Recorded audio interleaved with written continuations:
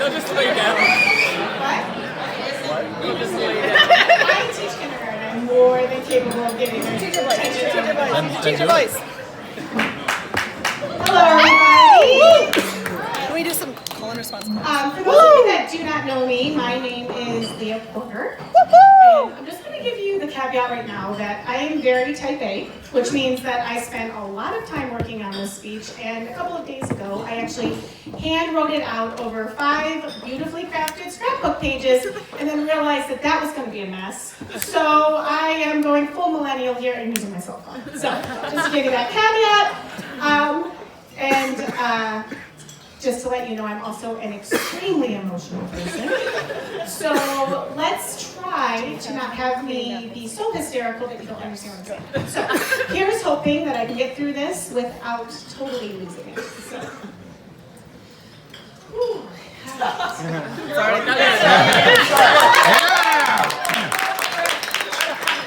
So it is truly a great pleasure to be here tonight to celebrate Annie and Jeff. I have to be honest that when I started to write this, I really had a hard time trying to figure out how to fully express everything I feel about Annie. Don't you do it. How much love and admiration I have for her. I don't really know how to encapsulate a friendship that has gone across decades, truly. I have been Annie's friend for over 30 years. Yep. So take this journey with me, everybody. So to have a friend that you have experienced every phase and facet of your life with is rare and just very tremendously special. No, I'm good. I'm good. No, I can't handle one more thing in my hand. But so, Annie, you are more than just my friend. You are a part of my family in every way and a part of my heart forever. Can you take a second? So, when you moved to Nebraska in 2005, I remember feeling this tremendous sadness because I was so worried that our friendship wouldn't be the same. Little did I know that it would change, but in ways that I would never expect. Though we have not lived together in the same state for almost 15 years now, our friendship has transcended distance. I am so grateful for everything that you ever do for me. Your listening ear, your advice, and most importantly, our endless laughs. But just that intuitiveness of knowing that when I might need a card in the mail, I get it, or a phone call, or even just getting in your car and driving home when you know I need you the most. Okay, and now I just nodded to the microphone. Woo! All right. Woo! All right. Keeping it together. So, as I already mentioned to you, I'm a teacher and I am an avid reader. So I felt compelled to go to classic literature to describe what it is like to be Annie's friend. This is a quote from Northanger Abbey by Jane Austen, which Alicia and I were just talking about our love for Jane Austen earlier today. Yeah, Ashley. Yeah, Ashley. Quote, "There is nothing I would not do for those who are really my friends. I have no notion of loving people by halves. It is not my nature."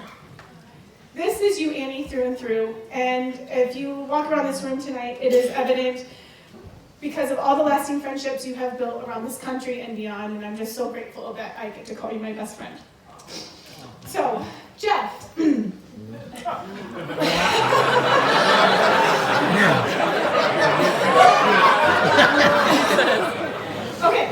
Job done.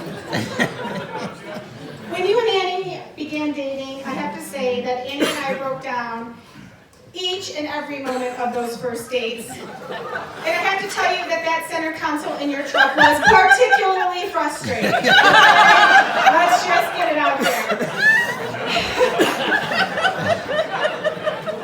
I knew from the beginning, though, that what was happening between you and Annie was special, and I could hear it in Annie's voice every time she spoke of you.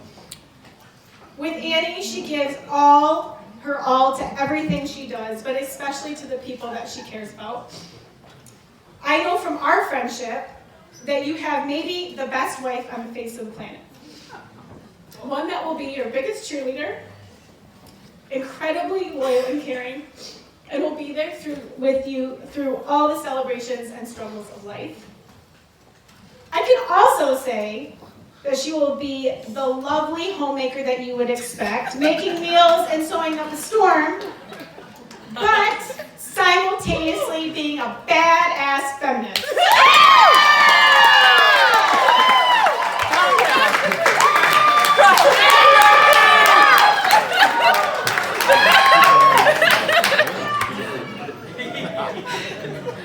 All right, here we go. Sorry, Ellen. I'm keeping it together, everybody. I'm good for that little lecture. I know your relationship will flourish and grow because you are both invested in each other, support one another, and most importantly, respect one another, which, as someone who has now been married for over 12 years, respect of each other is one of the most important things that you can have. I am beyond excited for the both of you and cannot wait to be a part of your journey. So, look at this. I made it through. I would like to propose a toast for my very best friend Annie and Jeff. May each day you share be better than the last. From the bottom of my heart, congratulations.